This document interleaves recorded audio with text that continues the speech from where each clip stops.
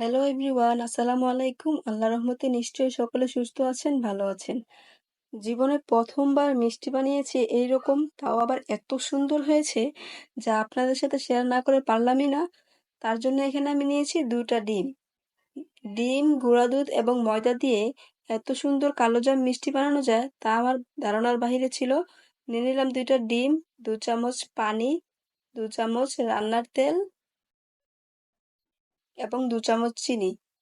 সবগুলো উপকরণ ভালোভাবে নেড়েচেড়ে সবগুলো মিক্সড করে নিব। যখন মিক্সড করা হয়ে যাবে তার মধ্যে নিয়ে নিলাম 1.5 কাপ গুঁড়া দুধ, হাফ কাপ ময়দা। 1.5 কাপ গুঁড়া দুধের সাথে 1 কাপ ময়দা দিয়েছি। আপনারা চেষ্টা করবেন গুঁড়া দুধটা বেশি দেওয়ার জন্য আর ময়দাটা কম দেওয়ার জন্য। তার সাথে দিয়ে দিলাম 1 চামচ বেকিং সোডা। এখন দিয়ে দিলাম সেই ডিমের মিশ্রণটা। ডিমের মিশ্রণটা দিয়ে ভালোভাবে নেড়েচেড়ে সুন্দর সফট একটা ডো তৈরি করে নিব। আমি একেবারে ডিমটা দেই নাই, আস্তে আস্তে কম কম করে দিয়ে ডোটা বানিয়ে নিয়েছি। এতে করে ডোটা সুন্দর হবে। আর তার মধ্যে দিয়ে দিলাম 1 চামচ ঘি, জাস্ট ফর নাইস ফ্লেভার। চাইলে আপনারা দিতেও পারেন, নাও দিতে পারেন, এটা আপনাদের ইচ্ছা। এই যে এরকম একটি ডো বানিয়ে নিলাম। এখন হাতে একটু তেল ব্রাশ করে নিলাম, নিয়ে সুন্দর করে গোলাকৃতির করে সবগুলো মিষ্টি বানিয়ে নিব। যেহেতু এটা কালোজাম মিষ্টি, আপনারা গোলও বানাতে পারেন, লম্বাও বানাতে পারেন। আমি গোল এবং লম্বা দুটাই বানিয়েছি। দুটাই আপনাদেরকে করে দেখিয়ে দিচ্ছি। এই দেখুন কত সুন্দরভাবে হয়েছে।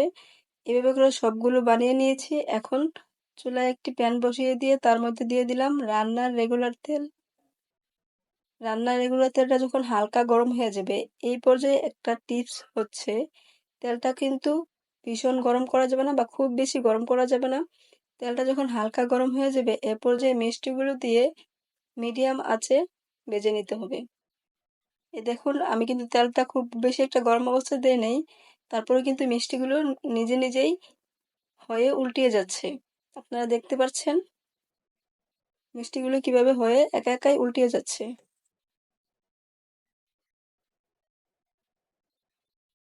আলতো হাতে নাড়তে হবে যেন ফেটে না যায়। এভাবে করে ঘুরিয়ে নেবেন। তাহলে কি হবে, সবগুলো মিষ্টি একই রকম হবে। দেখতে পাচ্ছেন মিষ্টিগুলো কি সুন্দর ফুলেছে। এভাবে করে লাল লাল করে ভেজে নেব। আমি বেশি কালো করি নাই, আপনারা চাইলে বেশি কালোও করতে পারেন। আমি বেশি কালো করিনি। আমার কাছে এই কালারটাই খুব সুন্দর লাগতেছিল, তাই আমি আর বেশি কালো করিনি। আমি আগে থেকে শিরাটা বানিয়ে নিয়েছিলাম। শিরার মধ্যে দিয়েছিলাম 2টা এলাচ, একটা দারুচিনি দিয়ে চিনিটা গলা পর্যন্ত একটু শিরাটা করে নিয়েছিলাম। এখন গরম গরম অবস্থায় মিষ্টিটা দিয়ে দিব। দিয়ে আগে করে রাখা শিরাটার মধ্যে দিয়ে দিলাম কিন্তু। দিয়ে 15 থেকে 20 মিনিট রান্না করবো। এই দেখতে পাচ্ছেন মিষ্টিগুলো কি সুন্দর লোভনীয় হয়েছে। খেতেও যা হয়েছে যা বলার বাহিরে, খুবই খুবই খুবই ভালো হয়েছে। আপনারাও চাইলে বানাতে পারেন।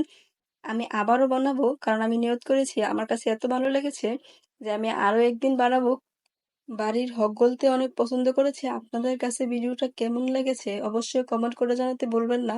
ভিডিওটা যদি আপনার কাছে একটু হলেও ভালো থাকে তাহলে অবশ্যই লাইক, কমেন্ট, শেয়ার করে পাশে থাকবেন। আজকের মতো এই পর্যন্তই। আল্লাহ হাফেজ, টাটা।